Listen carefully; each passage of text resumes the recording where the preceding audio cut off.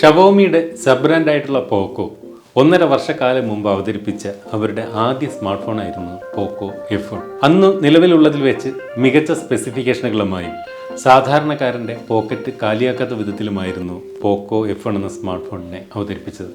അതുകൊണ്ട് തന്നെ മികച്ച വിജയം കൈവരിച്ച ഒരു സ്മാർട്ട് ഫോൺ ആയിരുന്നു പോക്കോ F1. എന്നാൽ കഴിഞ്ഞ 1.5 വർഷക്കാലമായി പോക്കോ F1 എന്ന മികച്ച സ്മാർട്ട് ഫോണിൻ്റെ ഒരു പിൻഗാമിക്ക് വേണ്ടി കാത്തിരിക്കുകയായിരുന്നു സ്മാർട്ട് ഫോൺ പ്രേമികൾ. ആ കാത്തിരിപ്പുകൾക്കൊക്കെ വിരാമമിട്ടുകൊണ്ട് പോക്കോ തങ്ങളുടെ രണ്ടാമത്തെ സ്മാർട്ട് ഫോണായ പോക്കോ X2 പുറത്തിറക്കിയിരിക്കുന്നു. ഈ ഒരു ഫോണിൻ്റെ വിശേഷങ്ങളാണ് നമ്മളിന്ന് ഈ വീഡിയോയിലൂടെ പരിശോധിക്കുന്നത്.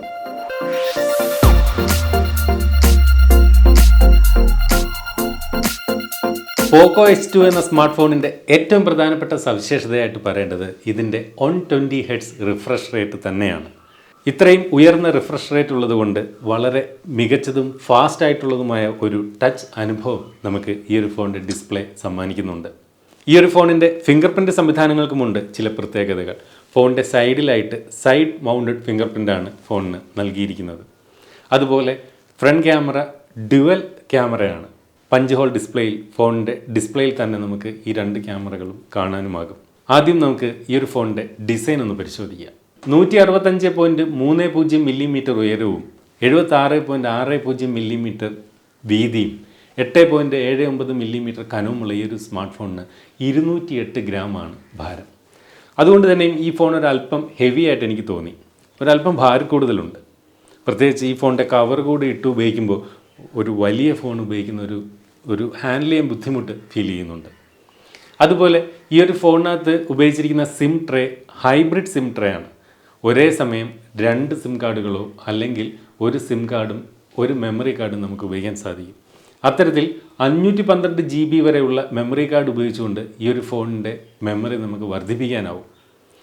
അടുത്തിടെയായിട്ട് എയർടെല്ലും ജിയോയും കൊണ്ടുവന്ന പുതിയൊരു ഫീച്ചറായിട്ടുള്ള വൈഫൈ കോളിംഗ് ഈ ഒരു ഫോണിലും ഉണ്ട്. ഞാൻ എയർടെലിൻ്റെ സിം ഉപയോഗിച്ചുകൊണ്ട് വൈഫൈ കോളിംഗ് ടെസ്റ്റ് ചെയ്തിരുന്നു. നല്ല രീതിയിൽ പ്രവർത്തിക്കുന്നുണ്ട്. എന്താണ് വൈഫൈ കോളിംഗ് എന്ന് വെച്ചാൽ ഫോണിൻ്റെ നെറ്റ്വർക്ക് സിഗ്നലുകൾ ലഭിക്കാത്ത സ്ഥലങ്ങളിൽ പോലും വൈഫൈ ഉപയോഗിച്ചുകൊണ്ട് നമുക്ക് സാധാരണ ഫോൺ ചെയ്യുന്നത് പോലെ പ്രത്യേകിച്ച് യാതൊരു പൈസ ചിലവുമില്ലാതെ ഫോൺ ചെയ്യാനാകുന്ന സംവിധാനമാണ് വൈഫൈ കോളിംഗ്. ഫോണിൻ്റെ ബാക്ക് സൈഡ് ഗ്ലാസ് കൊണ്ടാണ് തയ്യാറാക്കിയിരിക്കുന്നത്. ഇതിന് ഗൊറില്ല ഗ്ലാസിൻ്റെ പ്രൊട്ടക്ഷൻ നൽകിയിട്ടുണ്ട്. അതുകൊണ്ട് തന്നെയും ചെറിയ പോറലുകളൊന്നും ഏൽക്കില്ല എന്ന് ആശ്വസിക്കാം. അടുത്തായി ഫോണിൻ്റെ ഡിസ്പ്ലേ പരിശോധിക്കാം. 120 Hz റിഫ്രഷ് റേറ്റ് തരുന്ന 6.67 ഇഞ്ചിൻ്റെ full HD+ IPS LCD display ആണ് ഈ ഒരു ഫോണിന് നൽകിയിരിക്കുന്നത്. ഫ്രണ്ട് ക്യാമറ നേരത്തെ പറഞ്ഞതുപോലെ പഞ്ച് ഹോൾ ഡിസ്പ്ലേയിൽ ഫോണിൻ്റെ ഡിസ്പ്ലേയിൽ തന്നെ വലത് സൈഡിൽ മുകളിലായി കാണാം. ഗൊറില്ല ഗ്ലാസ് 5ൻ്റെ പ്രൊട്ടക്ഷനും ഡിസ്പ്ലേക്ക് നൽകിയിട്ടുണ്ട്. HDR10 സപ്പോർട്ട് നൽകുന്നുണ്ട്.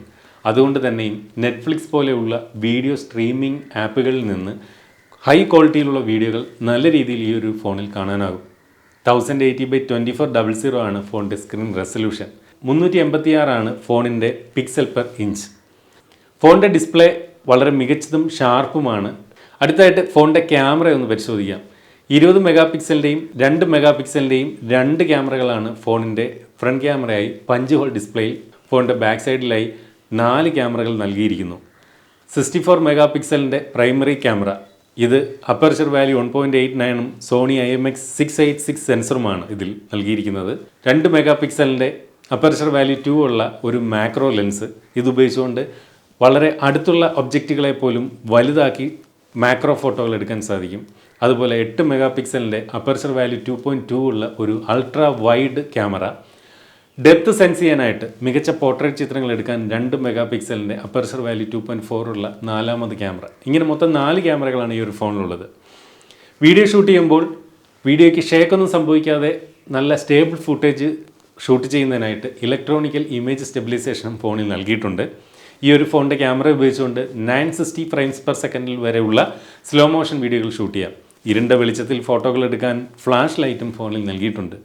ഈ ഫോണിൻ്റെ വീഡിയോ ക്യാമറ ഉപയോഗിച്ചുകൊണ്ട് 4K റെസൊല്യൂഷനിൽ 30 ഫ്രെയിംസ് പെർ സെക്കൻഡ് വരെയുള്ള വീഡിയോകൾ ഷൂട്ട് ചെയ്യാം. ഈ ഒരു ഫോൺ ഉപയോഗിച്ചുകൊണ്ട് ഞാനെടുത്ത ചിത്രങ്ങൾ എൻ്റെ ഇൻസ്റ്റഗ്രാം പ്രൊഫൈലായ ജയരാജ് ജി നാദിൽ അപ്ലോഡ് ചെയ്തിട്ടുണ്ട്.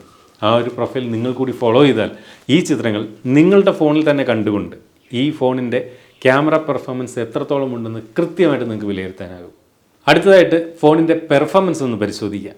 2.2 GHz octa-core Qualcomm Snapdragon 730G ആണ് ഫോണിന് നൽകിയിരിക്കുന്നത്. ഈ ഒരു ഫോൺ പ്രധാനമായും 3 റാം ഇൻറ്റേർണൽ മെമ്മറി വേരിയൻറ്റുകൾ ലഭ്യമാണ്. 8 GB Ram, 256 GB internal memory variant, അതാണ് ഏറ്റവും ഹയർ വേരിയൻറ്റ്.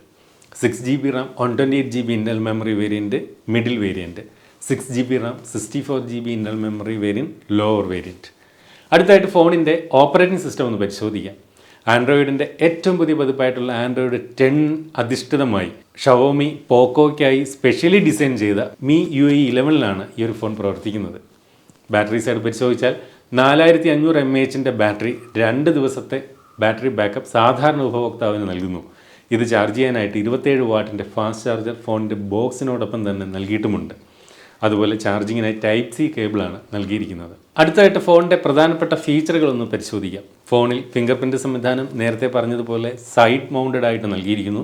ഫേസ് അൺലോക്ക് സംവിധാനവുമുണ്ട്. ഫോണിൽ IR ബ്ലാസ്റ്റർ നൽകിയിട്ടുണ്ട്. അതുകൊണ്ട് തന്നെ ഈ ഒരു ഫോൺ ഉപയോഗിച്ചുകൊണ്ട് വീട്ടിലെ എയർ കണ്ടീഷണറോ ടെലിവിഷനൊക്കെ നമുക്ക് ഒരു റിമോട്ട് പോലെ ഈ ഒരു ഫോൺ ഉപയോഗിച്ചുകൊണ്ട് കൺട്രോൾ ചെയ്യാൻ സാധിക്കും. ഫോണിൽ NFC സപ്പോർട്ട് നൽകിയിട്ടില്ല, പക്ഷേ സ്പ്ലാഷ് പ്രൂഫ് നൽകിയിട്ടുണ്ട്. അതുകൊണ്ട് തന്നെ ചെറിയ മഴത്തുള്ളികളെയൊക്കെ പ്രതിരോധിക്കാൻ ഈ ഒരു ഫോണിന് സാധിക്കും. FM റേഡിയോ സപ്പോർട്ടും USB OTG സപ്പോർട്ടും നൽകിയിട്ടുണ്ട്. ഫോണിൻ്റെ സാർ വാല്യൂ നോക്കിയിട്ട് മാത്രം ഫോൺ വാങ്ങുന്നവർക്കായി സാർ വാല്യൂ പറയുന്നു. 1.080 ആണ് ബോഡിക്കുള്ളത്, 0.620 ആണ് ഹെഡിനുള്ളത്. ഈ ഒരു ഫോൺ പ്രധാനമായിട്ടും 3 നിറങ്ങളിൽ ലഭ്യമാണ്. Atlantis blue, matrix purple, phantom red. അതിൽ അറ്റ്ലാന്റിസ് ബ്ലൂ എന്ന വേരിയൻ്റാണ് നമ്മൾ ഇന്ന് ഈ വീഡിയോയിലൂടെ പരിശോധിക്കുന്നത്. അടുത്തായിട്ട് ഫോണിനോടൊപ്പം ഫോണിൻ്റെ ബോക്സിൽ മറ്റെന്തൊക്കെ കാര്യങ്ങളുണ്ട് എന്ന് പരിശോധിക്കാം. 27 വാട്ടിൻ്റെ ഫാസ്റ്റ് ചാർജർ ഫോണിൻ്റെ ബോക്സിൽ നൽകിയിട്ടുണ്ട്. അതുപോലെ ചാർജിങ്ങിനായി USB കേബിൾ നൽകുന്നു. സിം ഇജക്റ്റ് ചെയ്യാനായിട്ടുള്ള സിം ഇജക്ടർ പിൻ ഉണ്ട്. വാറണ്ടി കാർഡ്, യൂസർ ഗൈഡ്, ഇത്രയും കാര്യങ്ങളാണ് ഫോണിൻ്റെ ബോക്സിലുള്ളത്. ഹെഡ്സെറ്റ് നൽകിയിട്ടില്ല. അടുത്തായിട്ട് ഈ ഒരു ഫോണിൻ്റെ പ്രധാനപ്പെട്ട സവിശേഷതകൾ എന്തൊക്കെയെന്ന് പരിശോധിക്കാം. 120 ഹെഡ്സിൻ്റെ റിഫ്രഷ് റേറ്റുള്ള മികച്ച ഡിസ്പ്ലേ, അത് തന്നെയാണ് ഈ ഒരു ഫോണിൻ്റെ ഏറ്റവും പ്രധാനപ്പെട്ട ഹൈലൈറ്റ് എന്ന് എടുത്തു പറയട്ടെ. അതുപോലെ മികച്ച ഡിസൈനാണ് ഈ ഒരു ഫോണിന്. മികച്ച ക്യാമറ പെർഫോമൻസ് നൽകുന്നുണ്ട്. നമ്മൾ ഷവോമിയുടെ റെഡ്മി K20 പ്രോയിലും അതുപോലെ റെഡ്മി നോട്ട് 8 പ്രോയിലും ഒക്കെ കണ്ട അത്തരത്തിലുള്ള മികച്ച 64 മെഗാ ക്യാമറ പെർഫോമൻസ്, ഒരുപക്ഷെ അതിലും മികച്ച ഒരു ക്യാമറ പെർഫോമൻസ് തന്നെ ഈ ഫോൺ നൽകുന്നുണ്ട് എന്ന് എടുത്തു പറയട്ടെ. അതുപോലെ 3.5mm ഓഡിയോ ജാക്ക് ഫോണിൽ നൽകിയിട്ടുണ്ട്. അതുകൊണ്ട് തന്നെ ഏതൊരു ഹെഡ്സെറ്റ് നമുക്ക് ഈ ഒരു ഫോണിനകത്ത് ഉപയോഗിക്കാൻ സാധിക്കും. പക്ഷേ ഫോണിൻ്റെ ബോക്സിനോടൊപ്പം ഹെഡ്സെറ്റ് നൽകിയിട്ടുമില്ല. മികച്ച പെർഫോമൻസും കാഴ്ചവെക്കുന്നുണ്ട്. മികച്ച ബാറ്ററി ലൈഫും ഈ ഒരു ഫോൺ നൽകുന്നുണ്ട്. ഈ ഫോണിന് ചില പോരായ്മകൾ എനിക്ക് തോന്നി, അവ കൂടി ഒന്ന് പറയട്ടെ. LCD ഡിസ്പ്ലേ ആണ്. LED ഡിസ്പ്ലേ ആയിരുന്നെങ്കിൽ കുറച്ചുകൂടെ നല്ലതായതിനെന്ന് തോന്നിപ്പോകുന്നു. പക്ഷേ LED ഡിസ്പ്ലേ ആണെങ്കിൽ പ്രൈസ് ഇനിയും ഫോണിൻ്റെത് കൂടാൻ സാധ്യതയുണ്ടായിരുന്നു. ഹൈബ്രിഡ് സിം ട്രേ ആണ് നൽകിയിരിക്കുന്നത്. അത് ഡെഡിക്കേറ്റഡ് സിം ട്രേ ആയിരുന്നുവെങ്കിൽ ഒരേ സമയം 2 സിം കാർഡുകൾ ഒരു മെമ്മറി കാർഡ് നമുക്ക് ഉപയോഗിക്കാൻ സാധിക്കുമായിരുന്നു. അതും നൽകിയിട്ടില്ല. അതുപോലെ ഫോൺ നേരത്തെ പറഞ്ഞ പോലെ അല്പം ബൾക്കിയാണ്, വെയിറ്റ് കൂടുതലാണ്. 208 ഗ്രാം ഉണ്ട്. ഇതിൻ്റെ കവറൊക്കെ ഇട്ട് ഉപയോഗിക്കുമ്പോൾ ഒരു വലിയ ഫോൺ ഉപയോഗിക്കുന്ന ഒരു ഫീൽ തരുന്നുണ്ട്. അത് ഒരു പോരായ്മയായിട്ട് എനിക്ക് തോന്നുന്നു. അതുപോലെ ഫോണിനകത്ത് നമ്മൾ ബോക്സിൽ നിന്ന് എടുക്കുമ്പോൾ തന്നെ നിരവധി ആപ്ലിക്കേഷനുകൾ, നമുക്ക് ആവശ്യമില്ലാത്തതായിട്ടുള്ള നിരവധി ആപ്ലിക്കേഷൻ ഇതിനകത്ത് ഇൻസ്റ്റാൾ ചെയ്തിട്ടുണ്ട്. ഇവയെ ബ്ലോട്ട്വെയർ എന്നാണ് അറിയപ്പെടുന്നത്. അതിൻ്റെ ആവശ്യം ഇല്ലായിരുന്നു എന്ന് തോന്നുന്നു. കാരണം നമുക്ക് നെറ്റും പ്ലേ സ്റ്റോറും ഒക്കെ ഉള്ള സ്ഥിതിക്ക് നമുക്കിഷ്ടമുള്ള ആപ്പ് മാത്രം നമ്മൾ ഇൻസ്റ്റാൾ ചെയ്താൽ മതിയല്ലോ. ആവശ്യമില്ലാത്ത ആപ്ലിക്കേഷൻ ഇതിനകത്ത് കുത്തി നിറയ്ക്കേണ്ട കാര്യം ഉണ്ടായിരുന്നില്ല. ഫോണിൻ്റെ ബാക്ക് സൈഡ് ഗ്ലാസ് കൊണ്ടാണ് നിർമ്മിച്ചിരിക്കുന്നത്. അത് ഒരു അല്പം സ്ലിപ്പറി ആയിട്ട് തോന്നി. പ്രത്യേകിച്ച് ഇതിൻ്റെ കവർ ഉപയോഗിച്ചില്ലെങ്കിൽ കയ്യിൽ നിന്ന് തെറ്റി താഴെ പോകാനുള്ള സാധ്യത കൂടുതലായിട്ട് തോന്നുന്നു. അടുത്തതായിട്ട് ഏവരും കാത്തിരിക്കുന്ന ഫോണിൻ്റെ പ്രൈസിംഗ് ആണ്. ഞാൻ പറഞ്ഞു ഈ ഒരു ഫോൺ പ്രധാനമായും 3 വേരിയൻറ്റുകൾ ലഭ്യമാണെന്ന് പറഞ്ഞു. Base variant 6 GB Ram 64 GB internal memory variant, ഇതിൻ്റെ വില 15,999 രൂപയാണ്. 6 GB Ram 128 GB internal memory variant, ഇതിൻ്റെ വില 16,999 രൂപ. ഏറ്റവും ഹയർ വേരിയൻറ്റ് നമ്മളിന്നിവിടെ റിവ്യൂ ചെയ്ത 8 GB Ram 256 GB internal memory variant, ഇതിൻ്റെ വില 19,999 രൂപയാണ്.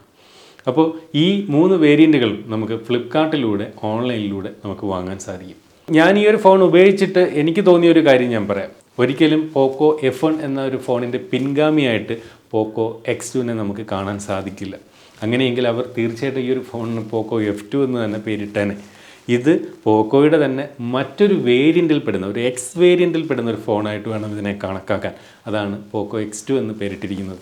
ആ ഒരു വ്യത്യാസം ഫോണിൽ കാണാനുമുണ്ട്. ഒരിക്കലും POCO F1 ഒരു പിൻഗാമി അല്ല POCO X2 എന്ന് മനസ്സിൽ വെച്ചുകൊണ്ട് വേണം ഈ ഒരു ഫോൺ പർച്ചേസ് ചെയ്യാൻ. ഈ ഒരു ഫോൺ പർച്ചേസ് ചെയ്താൽ മറ്റു പ്രശ്നങ്ങളൊന്നുമില്ല. നമുക്ക് ഒരുവിധം മികച്ച പ്രൈസിങ്ങിൽ മികച്ചൊരു സ്മാർട്ട് ഫോൺ തന്നെയാണ് നമുക്ക് ലഭിക്കുന്നത്. പക്ഷേ എന്തുകൊണ്ടാണ് ഇത് POCO F2 പിൻഗാമി ആകാത്തത് എന്നുകൂടി ഞാൻ പറഞ്ഞുകൊണ്ട് വീഡിയോ അവസാനിപ്പിക്കാം.